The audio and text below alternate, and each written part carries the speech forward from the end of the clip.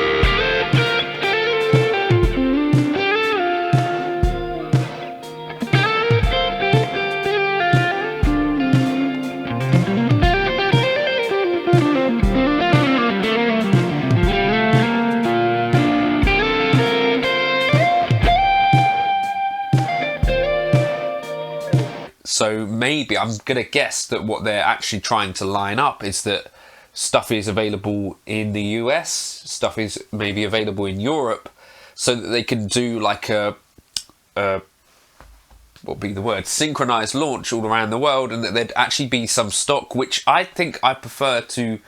There are some other kind of bits of gear that launch with a waiting list or bits and pieces like that. I do like the idea that hopefully in 2 or 3 weeks that, you know, we'll see some stuff coming out around the Helix Stadium XL, but also you might find in your local retailer, wherever you live, whether you're a Sweetwater chap or Musician's Friend or Guitar Centre, that it may actually be possible to actually get a unit, or Anderton's over here, or Toman or whatever. I think that is one of the things that, for instance, Boss and Line 6, I think, tried to get right, and I do think it is important, especially in 2025. I'll get onto that in a little bit more in a bit.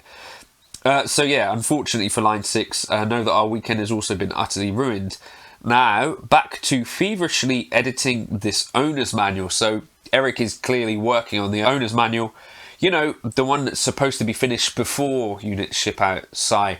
Now, if I had £1 for every time that Sweetwater leaked a line 6-piece of gear just before it was supposed to be, I'd have at least £2 or £3.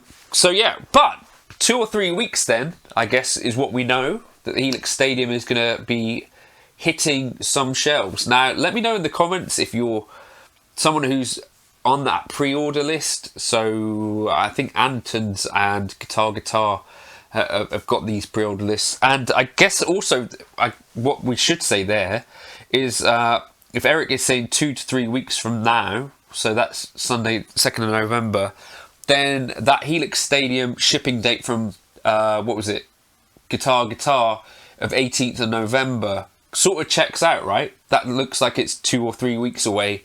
So 18th of November, 25th of November, around that sort of date might not be a bad idea to sort of hold in mind. I don't know, when is Black Friday this year?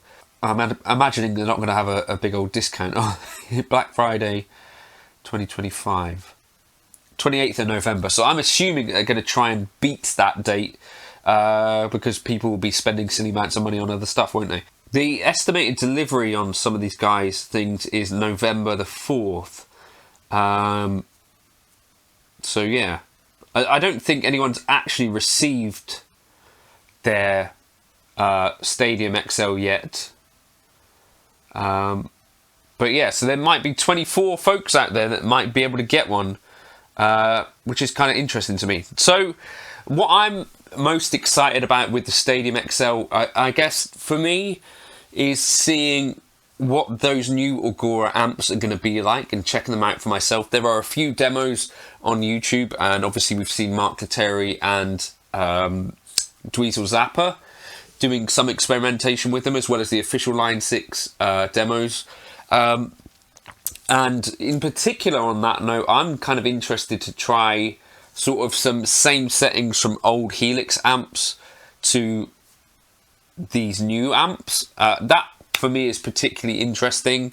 Another thing that really I'm quite interested in checking out is that focus view and seeing, you know, does this legitimately sort of change the way that we are able to make presets? Does it quicker? Is it faster? Is it anything like that? Also, I guess around touchscreen, does this change the way I feel about like the Helix in 2025? And once you have a touchscreen versus not having a touchscreen, is that something you really miss? As someone who's like, I've had a Quad Cortex, I've got a Tone Master Pro there. I don't find that necessarily the touchscreen is absolutely essential. Like a lot of my Fractal stuff doesn't have it. And sometimes there's devices which have like a mixture of both, and I tend to find myself going for the tactile stuff. On that point, actually, Eric Klein has specifically talked about why the focus view stuff doesn't move. And maybe I've got that here somewhere. Well, I can't find it, but essentially the post was to the point that the reason that Helix initially used sliders back in their research years ago was that it's kind of faster than a skeuomorphic design. And that's kind of still why they've decided to stick with the sliders and like a representation of the amp in that focus view, but not any additional sort of energy spent to make it kind of be like you're actually tweaking the amp knobs themselves, keeping those on sliders and physical knobs for the basic reason of speed and ease of use in that way, which I think makes sense. I guess once we try it with our real hands and stuff like that, we'll have a better idea of that. But that to me is the stuff that I'm really excited about. Like for instance, you know, does the Deluxe Reverb in the Augora amps feel and sound better than the Helix Deluxe Reverb, which would have been one of the first batch of Helix amps that they made. And I think if we go back through the amps as well, there is a Bogner XTC, which is one of the last Helix amps, and there is an Augora Bogner XTC. So I think for me, I'll be interested to see whether that's an improvement there, because like on a high gain amp like that, does the old Helix thing stand up quite well to the Augora amps or anything like that? But yeah, it seems like there might be 24 folks out there that have got a Helix Stadium through a bit of an error on Sweetwater's part. Or there are going to be 24 folks that have got very excited who are now going to be, you know, waiting again. So it's not exactly clear. I guess we'll find out Tuesday whether people are starting to have some of these things arrive. But in any case, it's not now, but 2-3 weeks from now, hopefully, Eric Klein is saying is the date that we can start to think about the Helix Stadium XL shipping. So it's not now, it's very soon. Soon, S-O-O-N, soon. Feels like your DSP, don't it now?